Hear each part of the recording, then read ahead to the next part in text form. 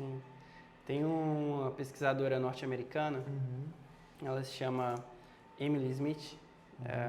Tem um TED muito famoso também, que se chama Há Mais na Vida do que Ser Feliz. E ela traz 4 pilares, assim, sobre essa construção de uma vida, que obviamente é uma vida feliz, mas que completam a nossa felicidade. E o segundo pilar é propósito.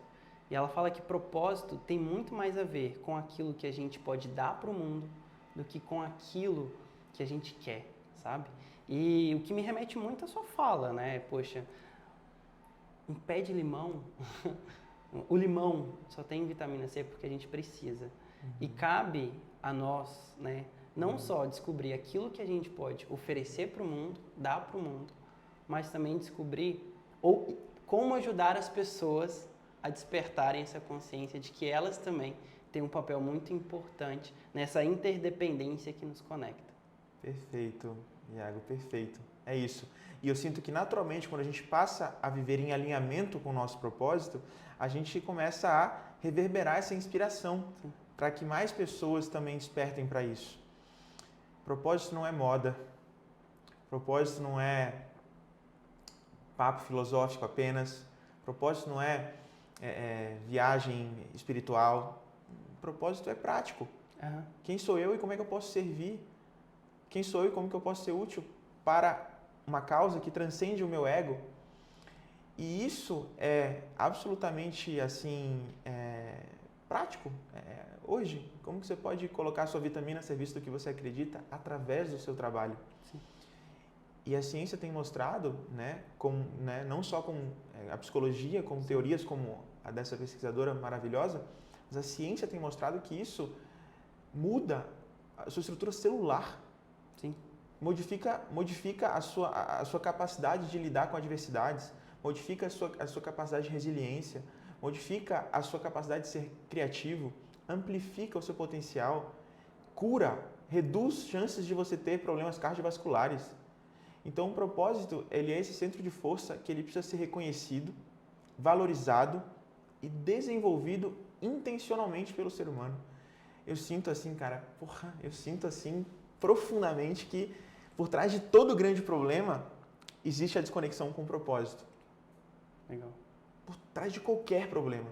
A guerra da Ucrânia é um líder desconectado do poder do propósito. A fome foram líderes que tomaram decisões com base no ego e não na alma, Sim. que construíram uma cadeia que desenha o que a gente tem hoje. Então, tudo para mim, cara, parte desse princípio básico. E é por isso que eu defendo tanto esse pilar que não é nenhum pilar, é a fundação de todos os pilares, entende? O propósito não é um pilar, ele é a fundação de todos os pilares. Então, para mim, a gente tem defendido muito com os nossos clientes públicos, prefeituras e secretarias, que precisa ser política pública, entende? O propósito. É nesse nível de seriedade que a gente tem que tratar esse tema. Só que você me perguntou como que esse tema chegou na minha vida. Exato. E para não deixar a sua pergunta, não ignorar a sua pergunta, deixa eu só retomar para isso, Claro. Porque chegou lá nos Estados Unidos.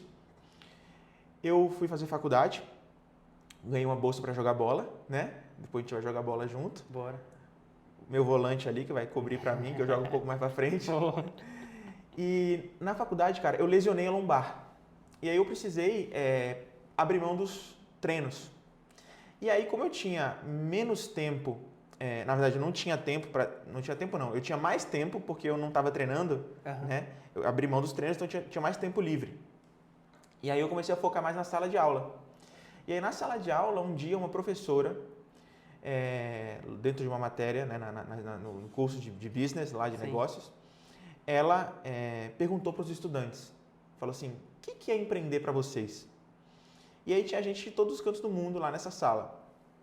E a maioria das pessoas que estavam lá começaram a falar, poxa, empreender para mim é simples, é encontrar uma oportunidade, atacar essa oportunidade e ter retorno sobre esse ataque que eu faço a uma dor do mercado para poder ter lucro.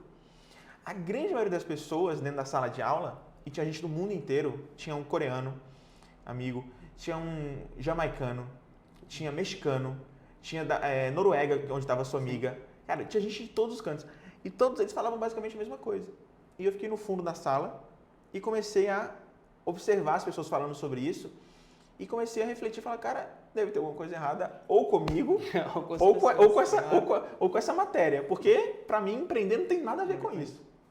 E eu fiquei quietinho no fundo da sala e fui falar com a professora no final, quando terminou a classe. Falei, professora, o nome dela era Jen.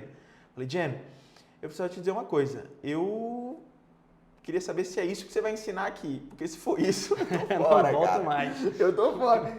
Ela, não, mas por quê? Não entendi. Eu falei, não, porque empreender não pode ser isso.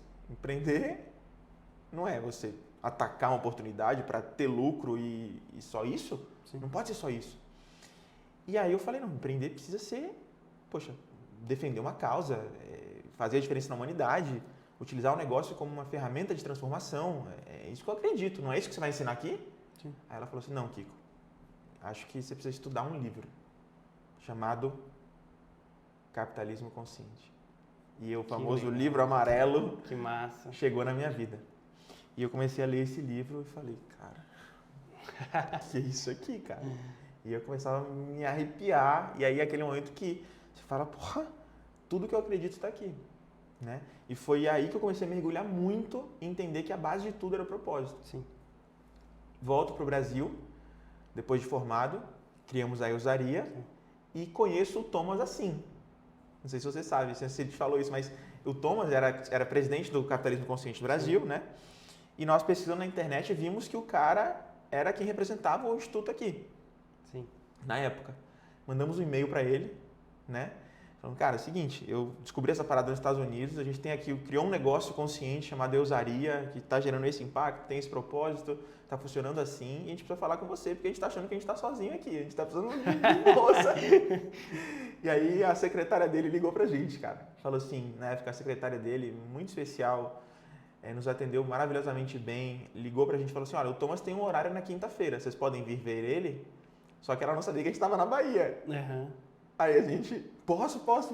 Aí entramos no site, compramos a passagem era uma terça-feira e ele podia na quinta. Uhum. Saímos da Bahia com a mochila, batemos na porta dele. Quando abriu, ele, por que vocês estão com as mochilas aí? Vocês não estavam... Aí, não, pô, a gente veio da Bahia, a gente veio, cara. Caramba. E é aí que a gente começou a se fortalecer a partir da conexão com o Thomas. Que legal. Por isso que a presença de um mentor que vive o que você acredita, que defende isso, cara, é muito poderoso, né? Muito. E é por isso que a gente ama tanto o Thomas e tem tanta conexão assim com ele, sabe? Sim, com o Thomas, sem sombra de dúvidas, é um cara fantástico. Tive o privilégio de conhecê-lo. Já gravamos um episódio com ele também. Thomas, nós te amamos. Você já viu? Muito. Você já viu? Thomas.